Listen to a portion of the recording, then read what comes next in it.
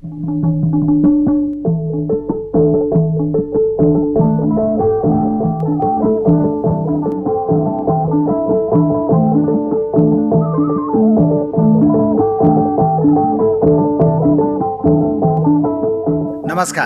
साहित्य संसार कार्यक्रममा हार्दिक स्वागत छ। रेडियो नेपालबाट साहित्य संसार कार्यक्रम हरेक शनिबार बेलुकी 9 बजेको समाचारपछि करिब आधा घण्टा प्रसारण हुन्छ। इन्टरनेट मार्फत साहित्य संसार कार्यक्रम सुन्न रेडियो नेपालको वेबसाइट redionepal.gov.np र रेडियो नेपालको न्युज पोर्टल अनलाइन redionepal.gov.np मा जानुहोस्। प्रसारण भइसकेका कार्यक्रमहरू रेडियो नेपालको न्युज पोर्टलमा गएर तपाईको फुर्सदमा जुनसुकै बेला सुन्न सक्नुहुन्छ।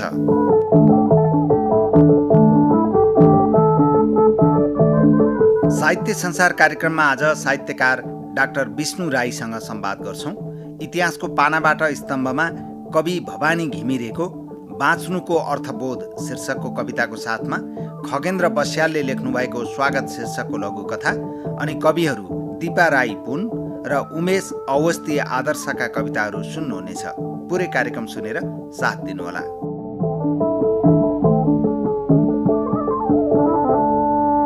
इतिहासको पानाबाट कवि भवानी घिमिरेको कविता बाँच्नुको अर्थबोध। खोलाभरि पानी बगाएर एउटा अर्थ लिनुपर्छ, मलाई तिम्रो पुरस्कार केही चाहिन्न। खोलाभरि पानी बगाएर एउटा अर्थ लिनुपर्छ, मलाई तिम्रो पुरस्कार केही चाहिन्न। तिर्खाले व्याकुल छु, फगत एक थोपा पानी भए पुग्छ। जिन्दगी यहाँ बेब्ल्याटो भइदियो, फगत म सबल्याटो भएर बाँच्न कसरी सक्छु। तिर्खाले व्याकुल छु, फगत एक थोपा पानी भए पुग्छ। जिन्दगी यहाँ बिब्ल्याटो भइदियो, फगत म सबल्याटो भएर बाँच्न कसरी सक्छु। प्रत्येक व्यक्ति जो मसँग भेटिन्छ, शोकेसका आशाहरू लिएर मैले एकपटक बाँच्ने प्रतिज्ञा दोहोर्याउनु पर्छ। जिन्दगी कस्तो पुरस्कार यो। प्रत्येक व्यक्ति जो मसँग भेटिन्छ, शोकेसका आशाहरू लिएर मैले एकपटक बाँच्ने प्रतिज्ञा दोहोर्याउनु पर्छ। जिन्दगी कस्तो पुरस्कार यो। अब त बाँच्नुको अर्थबोध नै के र, अब त बाँच्नुको अर्थबोध नै के र। ए मरेकाहरू हो, एकपल्ट सम्पूर्ण निष्ठा लिएर बाँचिदेऊ। जीवन्त एउटा श्रेष्ठ समारोह हो। ए मरेकाहरू हो, एकपल्ट सम्पूर्ण निष्ठा लिएर बाँचिदेऊ। जीवन्त एउटा श्रेष्ठ समारोह हो। जीवन्त एउटा श्रेष्ठ समारोह हो।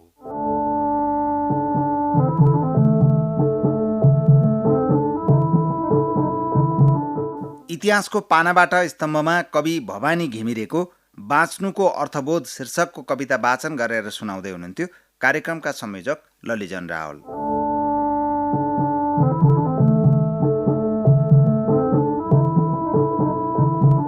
साहित्य संसार कार्यक्रम सुन्दै हुनुहुन्छ। अब साहित्यिक संवादको पालो। आज साहित्यिक संवादमा हामी संवाद गर्छौं साहित्यकार डाक्टर विष्णु राईसँग। साहित्यकार डाक्टर राई स्टुडियोमा हामीसँग हुनुहुन्छ। आउनुहोस् उहाँलाई स्वागत गरौँ। राईज्यू, यहाँलाई रेडियो नेपालको साहित्य संसार कार्यक्रममा हार्दिक स्वागत छ। धन्यवाद तारा सर। साहित्यकार डाक्टर विष्णु राईज्यू, साहित्यिक सिर्जनातर्फ तपाईँ कसरी आकर्षित हुनुभयो? आजको संवादको सुरुवातमा तपाईँको बाल्यकालको साहित्यिक परिवेश र साहित्यिक रुचिका बारेमा थोरै सम्झना गरौँ न। हजुर, अब यो के हुँदो रहेछ भने बाल्यकालमा जस्तो वातावरण छ त्यसले मानिसको जीवनमा ठुलो प्रभाव बनाउँदो रहेछ। मेरो घरमा केही साहित्य पत्रिकाहरू पहिले आउने गर्दथ्यो र त्यो म सामान्य 5-7 क्लासमा पढ्दाखेरि पढ्ने गर्थेँ। यसो गोठाला सोठाला गर्दा मेरो घर खोटाङ चिप्रिङमा छ र पछिल्लो गएर जब म हाई स्कुलमा पढ्न थालेँ त्यसपछि सरहरूले भन्नुभयो यस्तो हाजिरी जवाफ प्रतियोगिता, कविता प्रतियोगिता हप्तामा एक दिन हुन्थ्यो। त्यस समयमा मैले कविताहरू भन्ने मैले प्रारम्भ गरेँ। त्यो अवस्थामा सरहरूले तिमी राम्रो लेख्छौ, लेख्ने प्रयास गर, सरले भनेको जुन उहाँहरूको आशीर्वाद मलाई लाग्यो र अहिले पनि म निरन्तर लेखिरहेको छु। पछि आइएमा पढ्दा पनि मोहनराज शर्मा जस्तो अब दिग्गज साहित्यकार सरकोसँग भेट भयो। उहाँले हामीलाई नेपाली साहित्य पढाउनुहुन्थ्यो। उहाँको प्रभाव पनि मसँग लामो समयसम्म रह्यो। त्यसले पनि मलाई केटाकेटी अवस्थादेखि नै कविता, कथा, गीत लेख्ने चाहिँ प्रारम्भ भएको जस्तो लाग्छ मलाई। हजुर, सृजनातर्फ कुरा गर्दा यहाँले 2036 सालमा कथा सङ्ग्रह प्रकाशन गरेर आफ्नो साहित्य प्रकाशनको सुरुवात गर्नुभयो होइन? हजुर। साहित्यिक सृजनामा लागेका आफ्ना समकालीन साथीहरूलाई अहिले सम्झँदा कस्तो अनुभूति हुन्छ यहाँ? एकदम मलाई मजा लाग्छ। 2036 सालमा म त्रिचन्द्र कलेजमा पढ्थेँ। त्यति बेला हामी कविता र कथा लेख्ने प्रक्रियाहरू, हामी कामहरू गरिरहन्थ्यौँ। नयाँ सन्देश भन्ने पत्रिका त्यति बेला निस्कन्थ्यो। त्यति बेला अनि हामीले छपाउने अवसर पनि पाउँदैन थियौँ। तर नयाँ सन्देश पत्रिका काठमाडौँमा आउँदाखेरि हामीले हप्तामा एउटा साना साना कथाहरू, साना साना कविताहरू छाप्ने अवसर पाएका थियौँ। त्यति बेलाका मेरा साथीहरू जस्तो श्रीराम बस्नेत हुनुहुन्छ, अहिले ठुलो पत्रकार भएर रिटायर हुनुभएको छ। त्यति बेलाको मेरो साथीहरू विष्णुविभु घिमिरे, कृष्ण प्रधान जो राष्ट्र ब्याङ्कबाट रिटायर हुनुभयो, विष्णुविभु घिमिरे अब एउटा प्राध्यापक भएर रिटायर हुनुभएको छ, अशेष मल्लजी अनि महेश प्रसाई, यी मेरो समकालीन साथीहरू हुनुहुन्थ्यो र अहिले पनि निरन्तर साथीहरू हुनुहुन्छ। हामी भेटघाट गर्छौँ, राम्रै लाग्छ। हजुर, यहाँलाई अब साहित्यमा लाग्दाखेरि कुनै न कुनै साहित्यिक व्यक्तिहरूको नि कतिलाई प्रभाव परेको हुन्छ होइन? हजुर। यहाँको सन्दर्भमा पनि कुनै प्रभाव छ कि, अथवा कसैको प्रभावबाट यहाँ प्रभावित भएर लेखनमा लाग्नुभयो कि, यहाँलाई म जिज्ञासा राख्न चाहन्छु। तपाईँलाई प्रभाव पारेका साहित्यकारहरूलाई सम्झँदाखेरि चाहिँ कस्तो अनुभूति हुन्छ? म यो कवि र यो कथाकारबाट नै प्रभावित भयो भन्न त मलाई सक्दिनँ, तर अत्याधिक हामी त्यो समयमा पढ्थ्यौँ। 36, 37, 38 सालमा म्याक्सिमम हामी किताबहरू पढ्थ्यौँ र त्यो लेख्ने क्रममा अब झुकाव कहीँ न कहीँ त भइहाल्छ। तर मलाई सबभन्दा ठुलो प्रभाव भने चाहिँ मोहनराज शर्मा सरको कथा सङ्ग्रहहरूबाट नै म अत्यन्तै प्रभावित छु र अहिले पनि फुर्सद भएको बेला कहिलेकाहीँ उहाँको किताबहरू पढ्ने गर्छु। हजुर, यहाँ साहित्यका विभिन्न विधामा कलम चलाउनुहुन्छ। जस्तो कथाबाट लेखन सुरु गर्नुभयो, प्रकाशन सुरु गर्नुभयो कथा सङ्ग्रहबाट। 2036 सालमै यहाँको कथा सङ्ग्रह प्रकाशन भयो, कविता सङ्ग्रह प्रकाशन भए, त्यसपछि गीत एल्बमहरू प्रकाशन भए होइन? अहिले पछिल्लो प्रकाशनको कुरो गर्ने भने सूर्य गिरफ्तार कविता सङ्ग्रह 2077 सालमा यहाँको प्रकाशित भएको देखिन्छ होइन?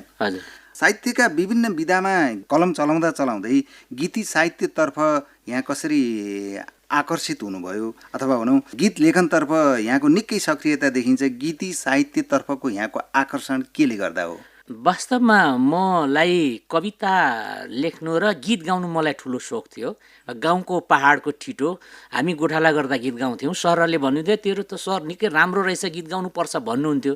त्यो प्रोत्साहनले पनि हो कि के हो, 2031 सालमा रेडियो नेपालले चाहिँ एउटा गीत प्रतियोगिता गरेका थियो भोइस टेस्टमा। म गीत गाउनु आएँ अनि त्यो क्रममा चाहिँ म त्यो फेल भएँ। फेल भइसकेपछि उहाँहरूले के भन्नु, तिम्रो स्वरले यो राम्रो काम, यो तिमी गायक हुने सम्भावना छैन भनिसकेपछि मेरो गीत गाउने कल्पना चाहिँ त्यसै दिन समाप्त भयो। त्यति बेला 2031 सालमा चैत हो कि वैशाखमा थियो त्यो कार्यक्रम, मलाई सम्झना छ। म त्यति बेला झापाको कारभिट्टा, त्यति बेला प्रावि स्कुल त्यो भन्ज्याङमा अहिले पनि छ, त्यसको म स्थायी टिचर त्यति बेला थिएँ। त्यहाँबाट म आएको थिएँ। त्यसपछि आएर 36 सालमा काठमाडौँ आइसकेपछि एउटा माहौल साथीभाइहरूको सँग भेटघाट, अनि रेडियोको मेरो यो चाहिँ मोह चाहिँ टुटेको थिएन। रेडियो नेपालमा वरिपरि घुमिरहने, साथीभाइहरूसँग भेट्ने, यस्तै क्रममा एक दिन अरुण थापाजीसँग भेट भयो 37 सालमा। 37 सालमा भेट भयो, बाइ द वे भेट भयो। त्यसपछि 39 सालमा एउटा मैले गीत रेकर्ड यहाँ गरेको छु, जिन्दगीको यात्रामा हिँड्दै जाँदा जिन्दगी नै छुट्टिएको थाहा भएन भन्ने गीत, अरुण थापा। त्यसपछि यहाँ सबै रेडियो नेपालका तपाईँहरू जस्ता अभिन्न र विद्वत वर्गहरूसँग भेट हुँदै गएपछि त्यसको मोह चाहिँ फेरि गीत लेख्नेतर्फ मोडियो। गायनमा चासो राखेर अथवा रुचि भएर छिर्नु भएको व्यक्ति लेखनतर्फ लाग्यो। साहित्यकार विष्णु राईज्यू, यो संवादलाई एकैछिन रोकेर हामी यहाँको एउटा कविता सुन्न चाहन्छौँ। कुन कविता सुनाउँ आज? हस्, धन्यवाद तारा सर। म कविता यो मेरो 2077 5 29 गते लेखेको कविता हो। हजुर। सहरमा चोरहरूको हल्ला। हजुर। चोरहरूको हल्ला सहरमा ठुलो छ, स्वयम्भू घुम्टो छोपेर भित्र छ, पशुपतिनाथ भेटी थापेर मानवता गाउँदैछ। पशुपतिनाथ भेटी थापेर मानवता गाउँदैछ।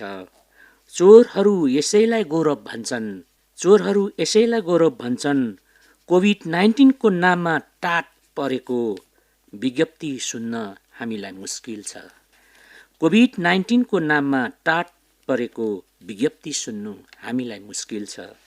चोरहरूको हल्ला सहरमा ठुलो छ। चोरहरूको तनाव भागाभाग नमिलेर भागबण्डामा सडकमा उफ्रिरहेछ। सडकमा देउताहरू फेरि तर्सेर अनसन बस्न थालेको छ। चोरहरूले सहरको जग्गा बिक्री गरेको देखेर अचम्म सारा पृथ्वीका ढोकाहरू बन्द भएका छन्। न्यायालयका ढोकाहरू बन्द भएका छन्। चोरहरूको अनेक आक्रमणले सहर आज मरेको छ। आज सबै यो सहरमा मृत्यु भएको छ। जताततै चोरको शक्ति ठुलो छ। जताततै चोरहरूको शक्ति ठुलो छ। जस्तो घरको ताल्चा पनि फुटाएको छ, ताल्चा फुटाएको छ र जस्तो सुकै ताल्चालाई पनि उनीहरूले आफ्नो कब्जामा जमाएको छ।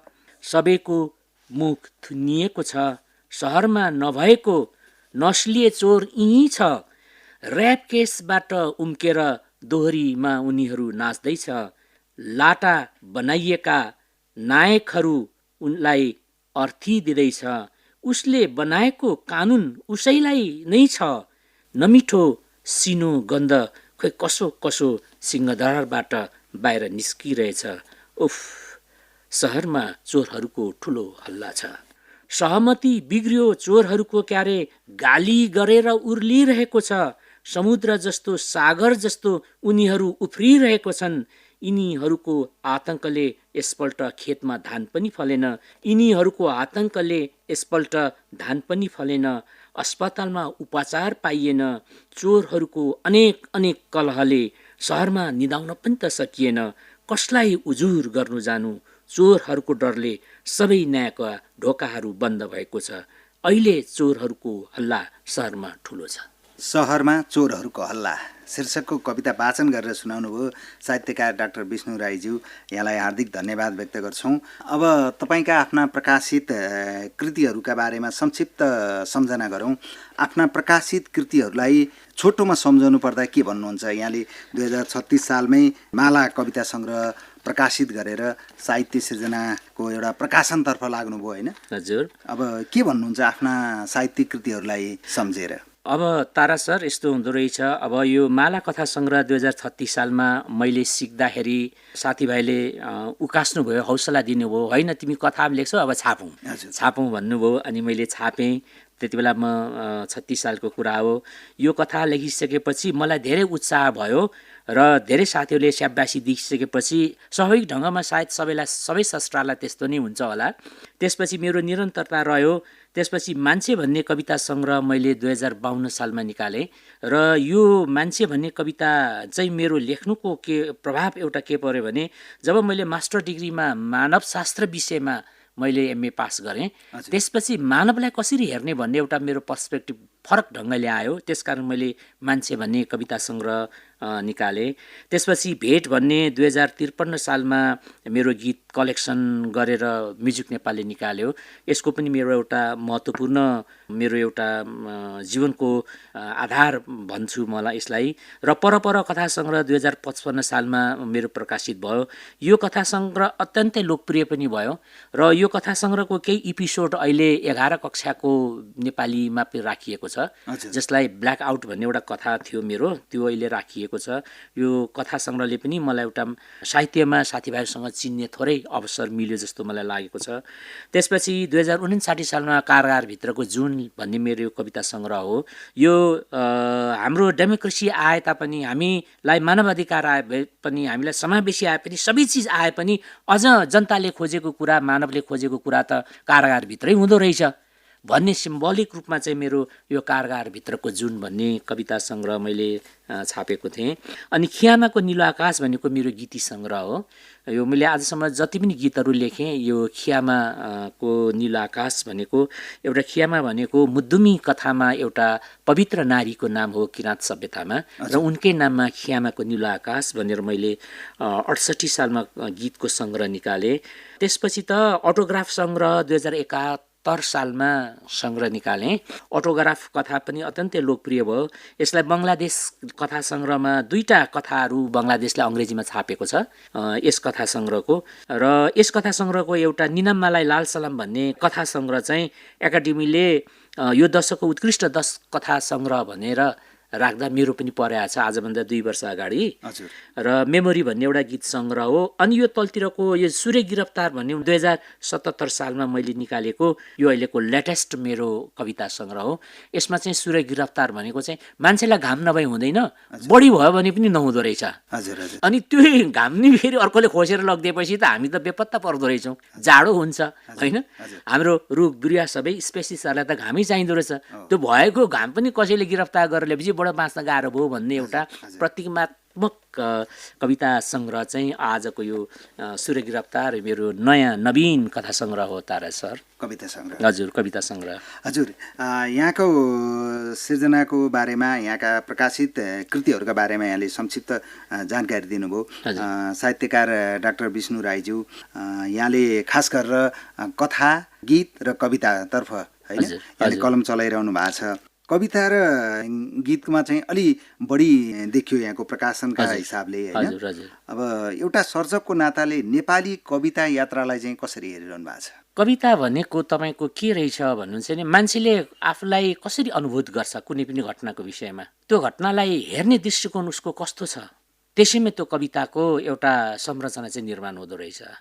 अब चेतन मनले पनि कविता लेखिन्छ, चेतन मनले पनि कविता लेखिन्छ होइन। त्यसले गर्दाखेरि कुन चेतनको दृष्टिकोण उसँग छ एउटा सर्जकसँग, त्यो आधारमा कविताको संरचना निर्माण हुँदो रहेछ। र कविता मेरो विचारमा हरेक कविहरूले भावनाले, हृदयले र मस्तिष्कको दुइटै सम्मिश्रण गरेर लेखेको एउटा मिठो काव्य कृति नै कविता हो जस्तो मलाई लाग्छ। छोटो समयमा धेरै कुरा भन्न सक्ने क्षमता भएको लोकप्रिय क्षेत्र नै कविता हो। नेपाली कविताको अवस्था चाहिँ के पाउनु भएको छ? लामो समय यहाँ पनि साहित्य सिर्जनामा लागिसक्नुभयो। नेपाली साहित्यमा अब जति पनि अहिले आइरहेका नवीन खालका साथीहरू आइरहनु भएको छ, साह्रै सशक्त ढङ्गका कविहरू आइरहेको छन्। किनभने हामीले पहिलेतिर लेखिने कविताको संरचना र अहिलेको संरचनाहरू फरक आइसकेको छ। अब अहिलेको अवस्थामा आइसक्दा आधुनिकवाद, उत्तर आधुनिकतावादमा र ग्लोबलाइजेसन्सको भूमण्डलीकरणको हिसाबमा हाम्रो समाज पनि प्रवेश गरिसकेको हुँदा कविहरू त्यसभित्र प्रवेश गरिसकेको छ। त्यसकारण अब अहिलेको कविहरूको लेखाइ र चिन्तन र हामी पछाडि 30 को दशकका कविहरूको जुन त्यति बेलाको चिन्तनमा ठुलो परिवर्तन आएको छ। हजुर, त्यसकारण अहिलेको कविहरू सशक्त रूपमा अगाडि आएको हामी देख्छौँ। हजुर, साहित्यकार डाक्टर विष्णु राईज्यू, यहाँको फेरि पनि हामी एउटा कविता सुन्न चाहन्छौँ। कुन कविता सुनौँ? हुन्छ तारा सर, म एउटा कविता भन्ने प्रयास गर्छु। चैत्र 25 गते। हजुर, चैत्र 25 गते। कालो सुट, रातो सर्ट र सेतो टाई, ठिक्क कद, आधी उमेरको सज्जन आउँछ र होटलको सुन्दर एकान्त टेबलमा हरेक हप्ता कफी पिएर जान्छ। होटलको सुन्दर एकान्त टेबलमा सज्जन हरेक हप्ता कफी पिएर जान्छ। दिनको ठिक 1 बजे लाग्छ पिउनुभन्दा आउनु नसा छ र जीवन कतै उसको खसे जस्तो छ। प्रत्येक पल्ट सोही सिटमा ऊ आउँछ र बस्छ र लामो सास फेर्छ। जहाँबाट सुन्दर आकाश देखिन्छ र आँखाभरि बौद्धिक संसारका चालु सिद्धान्तहरू घोकेर घोत्लिरहन्छ। केही हराए जस्तो दूर गोधुली हेरेर, गहिरो चोट दुखे जस्तो भावुक जेन्टलमेन सधैँ ठिक उही समयमा आउँछ र मौसम जस्तै होस् उदासी बोकेर कफी एकान्तमा पिइरहन्छ। कालो सुट रातो टाई ठिक्क कटको एकजना सज्जन सधैँ होटलको कुनामा बसेर कफी पिउँछ। आकर्षक ड्रेस, गाला झर्न तयार रुजेको चेहरा जस्तो, अनुहारमा राजनीतिक अनुभवका नमिठो छर्राहरू कोरिएको, बौद्धिक तर तरान पहाड जस्तो त्यो सज्जन सधैँ यहाँ आएर कफी पिउँछ।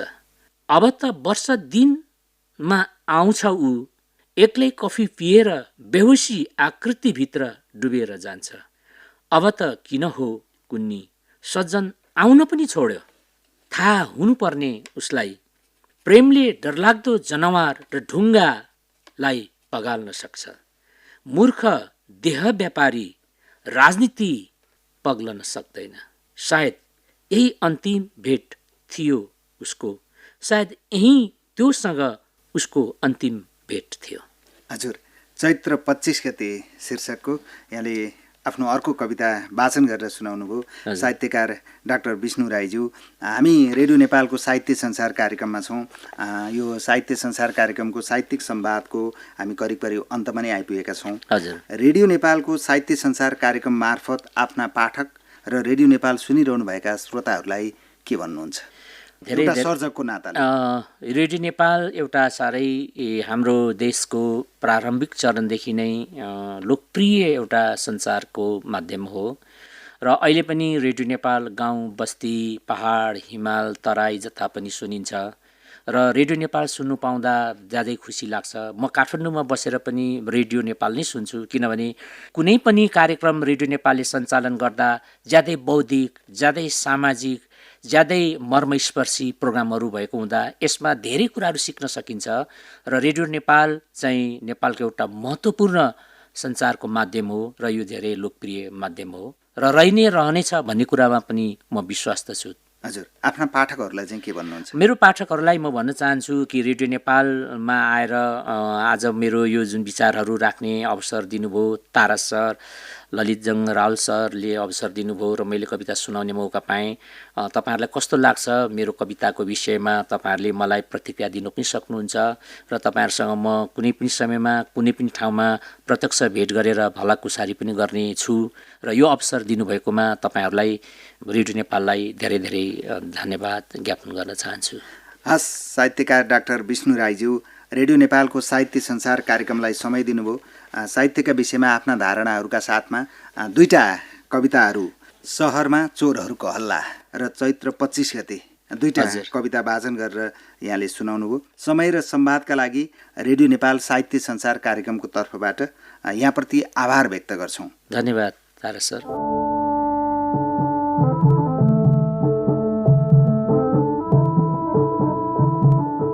रेडियो नेपालबाट साहित्य संसार कार्यक्रम सुन्दै हुनुहुन्छ। यतिखेर साहित्यकार डाक्टर विष्णु राईसँग संवाद गर्दै थियौँ हामी। अब एउटा लघु कथा सुनाउँदैछौँ। शीर्षक स्वागत। लेखक हुनुहुन्छ खगेन्द्र बस्याल र यो कथा वाचन गरेर सुनाउँदै हुनुहुन्छ सहकर्मी रिता तिमल सिन्हा।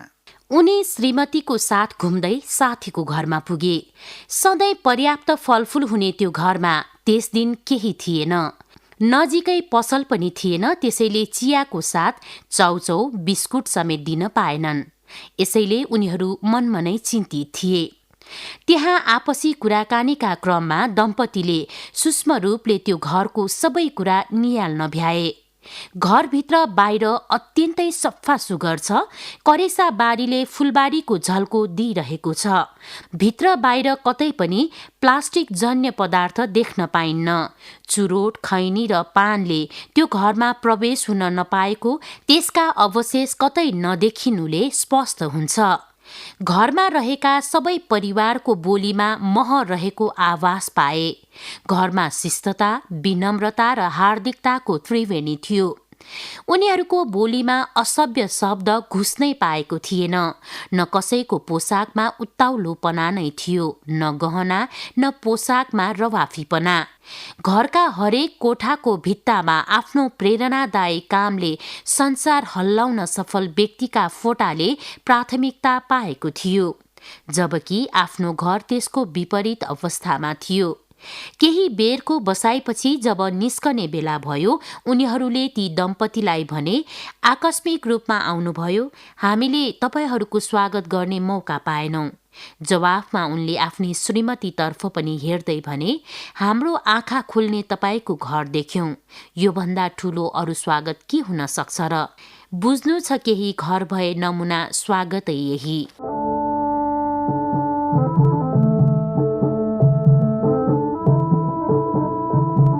खगेन्द्र बस्यालले लेख्नु भएको स्वागत शीर्षकको लघुकथा वाचन गरेर सुनाउँदै हुनुहुन्थ्यो सहकर्मी रिता तिमल सिन्हा। अब केही कविताहरू सुनाउँदैछौँ। कवि दिपा राई पुनको कविता। यो कविता म वाचन गरेर सुनाउँदैछु यहाँहरूलाई। कविताको शीर्षक देउरालीमा छुटेको मन। छुटेको बागदाता कविता सङ्ग्रहबाट यो कविता लिएको छु मैले। देउरालीमा छुटेको मन। देउराली काटेर हिँडेको औँला भाँच्नु पर्दा यो मन कटक्क दुख्छ। आफ्नो गुराँसे पाखा आँखाबाट ओझेल पर्दा नियास्रो लाग्छ। रमझम सहर, सङ्ग्लो समय, सङ्ग्लो जीवन, धमिलो त मात्र बाध्यता र व्यवस्था, कतै सम्झौता हुन सकेन आफ्नै आस्था र विश्वासको। कतै सम्झौता हुन सकेन आफ्नै आस्था र विश्वासको। उत्साह उक्लेर सगरमाथा पुग्छ, पाइला नथाक्नु भनेर हेर्छ समस्याको डिल र कानला तर्दै आएको जङ्गार। तर कस्तो भास खसेको छु, पटक पटक जमेको विश्वासलाई आफ्नै न्यानोले पँगाल्नु। मझधारमा पुगेको ढुङ्गालाई जीवनले घिसार्छ किनारमा। क्षितिज क्षितिजसम्म पच्चापहरू छन्। गोरेटोमा कोरो हिँडिरहेछु सम्झेर आफ्नै गाउँ। घाउले भरिएको अफगानी चियान घारीको नागासाकी दलिनमा बास बसेको देख्छु। मनको आकाशबाट अदृश्य भएर बसन्तको कोपिला फक्रन मन छ जीवनको सुस्केराहरू बिसाउनलाई। बसन्तको कोपिला फक्रन मन छ जीवनको सुस्केराहरू बिसाउनलाई। हिँडेर जहाँ पुगे पनि बिप्ल्याटो परिस्थितिले पछ्याइरहने। अभावहरू लहर बनेर आइरहन्छ। जीवन किनारको छेउछाउ झकझकाइरहन्छ नदी। रहरहरू बगर हुनु अगावै छुटेका सपनाहरू फर्किआएर आफ्नै माटोमा सजिन आतुर। समय पो किन फर्किआउँदैन भाग्यको छातीमा टेकेर गएदेखि। समय पो किन फर्किआउँदैन भाग्यको छातीमा टेकेर गएदेखि।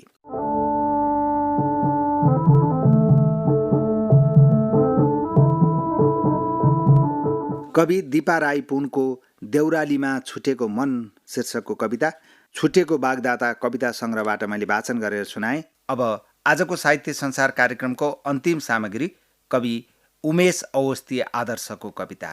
कविताको शीर्षक हो नयाँ युगको जन्म। मुस्कुराइरहेछ एक फुल बीच बाटोमा बसेर। मुस्कुराइरहेछ एक फुल बीच बाटोमा बसेर। फुल टिप्न खोज्दैछ एक पुरुष बोराको झोला भिरेर। बोरामा स्पष्ट छन् परिवारका इच्छा र चाहनाहरू। जत्तिकै रहरले मुस्कुराएको छ फुल त्यत्तिकै बाध्यतासँग बोकेको छ पुरुषले बोरामा परिवारका रहरहरू। त्यही बोराबाट पग्लिएर निस्कने छन् एक दिन श्रीमतीको सिक्री र छोरीको खेलौना। काला नम्बरका सेता पानाहरू बोकेर उभिएका छन् मनुष्यहरू पात झरेका रुखहरू झैँ। बस बाँच्नु पर्छ केही दिन देखिन्छन् बर्सातका खोलाहरू झैँ जीवन उर्लिएका मनहरू। जानुपर्छ साँझपख चिया पसलमा सुनिन्छन् अद्भुत ज्ञान भएका सोमरसबाट प्रस्फुटित दिव्य बाणीहरू। विज्ञान र प्रविधिले चमत्कार गरेको यस दुनियाँमा कसले देख्छ र गिट्टीमा भाग्य खोज्नेहरूको भाग्य। हावा झैँ उडेका छन् मनुष्यहरू भाग्य खोज्न मोबाइलको मार्ग हुँदै ज्योतिषको घरतिर। म त बुढो मान्छे पाहुना आए स्वागत गर्छु अम्खुराको पानीले। तर म पाहुना हुँदा अधिकृतमा आसिन मेरा ज्वाइँले भयङ्कर स्वागत गर्नुभयो मेरो एक गिलास सोमरसले।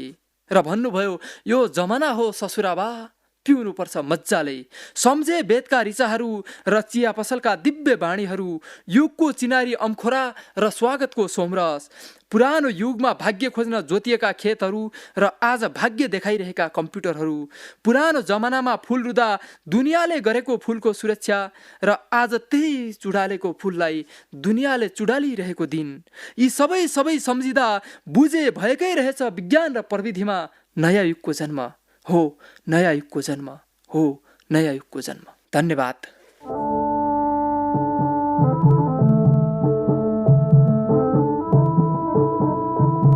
कवि उमेश अवस्थी आदर्श नयाँ युगको जन्म शीर्षकको आफ्नो कविता वाचन गरेर सुनाउँदै हुनुहुन्थ्यो।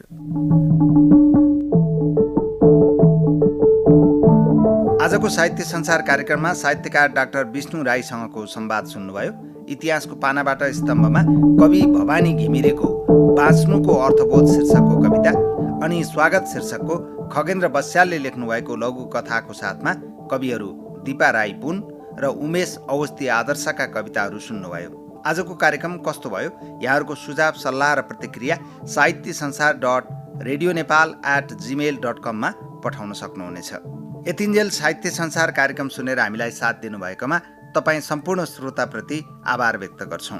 साहित्य संसार कार्यक्रमका प्रसारण भइसकेका अरू श्रृङ्खला सुन्न चाहनुहुन्छ भने रेडियो नेपालको न्युज पोर्टल अनलाइन radionepal.gov.np मा जानुहोस्। आजको लागि भने साहित्य संसार कार्यक्रमबाट संयोजक ललिजन रावलका साथमा म तारा प्रसाद ओस्ती यहाँहरूबाट बिदा हुन्छु। अर्को हप्ता फेरि भेटौँला। नमस्कार।